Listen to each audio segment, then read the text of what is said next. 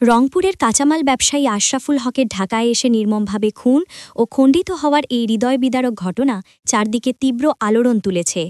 মঙ্গলবার রাতে বন্ধু জোরেজুল ইসলামের সঙ্গে বাড়ি থেকে বের হয়েছিলেন তিনি, কিন্তু আর ফেরেননি।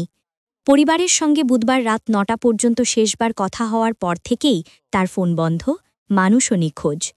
৩ দিন পর রাজধানীর জাতীয় ঈদগাহ মাঠের গেটের কাছে দুটি নীল ড্রামের ভেতর থেকে উদ্ধার হয় ২৬ টুকরা মরদেহ।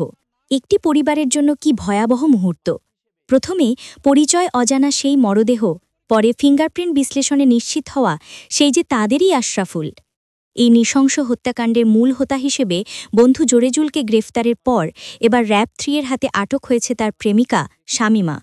শুক্রবার রাতে র‍্যাবের লিগ্যাল অ্যান্ড মিডিয়া উইংয়ের পরিচালক উইং কমান্ডার আমজাদ ইন্তেখাব চৌধুরী জানান, পরকীয়ার দ্বন্দ্ব থেকেই গড়ে ওঠে এই ভয়ঙ্কর হত্যার পরিকল্পনা। শামীমার কাছ থেকে উদ্ধার করা হয়েছে গুরুত্বপূর্ণ আলামত, যা তদন্তকে আরও এগিয়ে দেবে। পরিবারের ভাষায় শান্ত স্বভাবের মানুষ ছিলেন আশরাফুল।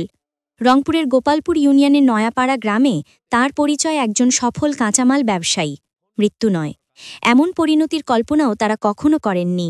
আর সেই বন্ধুই, যার সঙ্গে আস্থা রেখে ঢাকায় এসেছিলেন, তারই হাতে খণ্ডিত হয়ে গেলেন আশরাফুল।